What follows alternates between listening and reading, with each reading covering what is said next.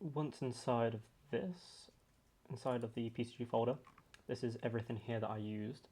Starting with the blueprint tunnel, which is this spline that's just moved around. All that's in here is just a spline. That's all it is. There is no code or anything. It's very simple for that one. The world texture is used for the cave system itself. This is something that I made quickly using this noise. I got into this. It was meant to just be a example to see if I could get the texture working, because I did have an issue with it, but I ended up liking the grey of this compared with the rocks, so I ended up just keeping this for the final product. Then all of these are things that I customized, which I'll explain. The graph and then the cave. This is going to be the mesh of the cave once saved. So if I go into the graph, here's a breakdown of the actual main component itself of everything. So starting over here is the get spline data, which will, anything inside this will grab all the spline data within here.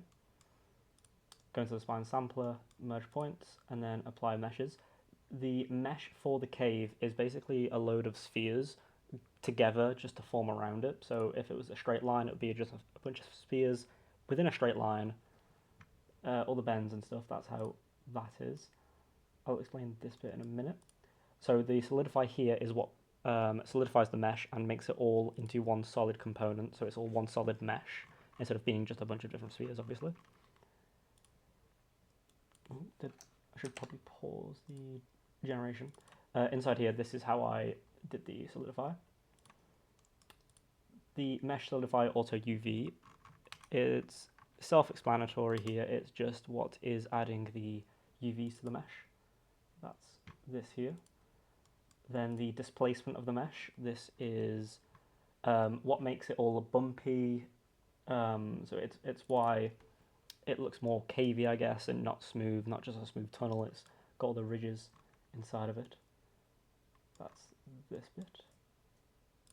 The next thing is another solidify, and then to remove. This is because after you make it quite bumpy and stuff, though, you do get all this like access pieces, like really small chunks that just are kind of floating in the air or floating outside of it, and this simply just removes everything that I do not need to make it look better.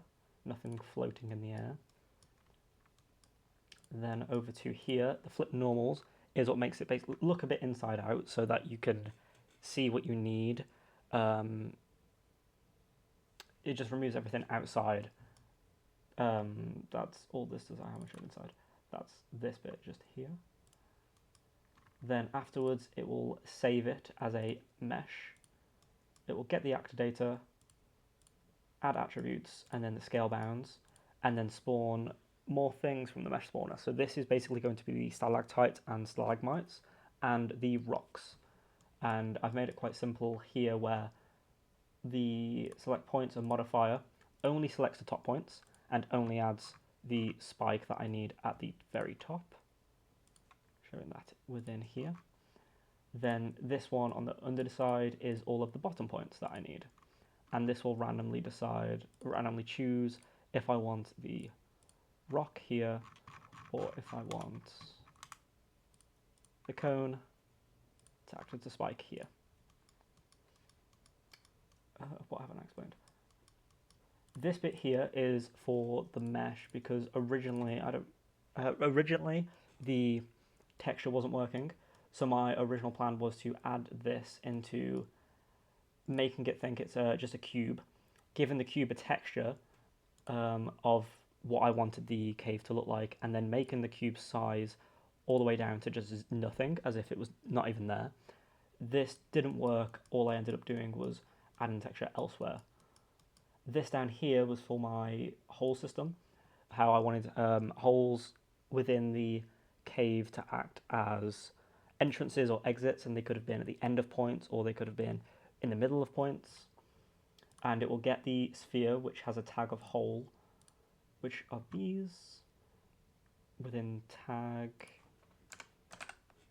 you'll see it has the same tag. And it basically avoids it and like will go around it, which will then make it act as if it was a hole.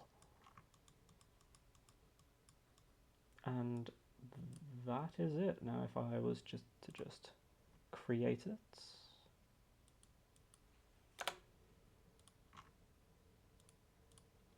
First it just generates.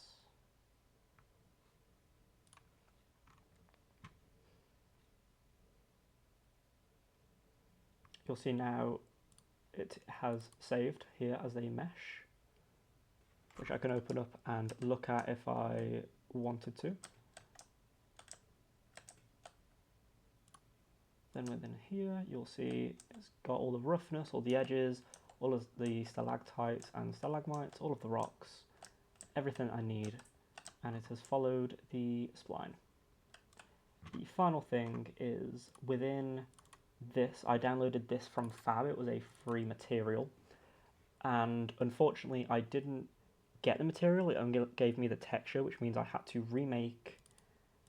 So it just gave me these textures. I didn't give me the material, so I had to remake this myself within here using what I had.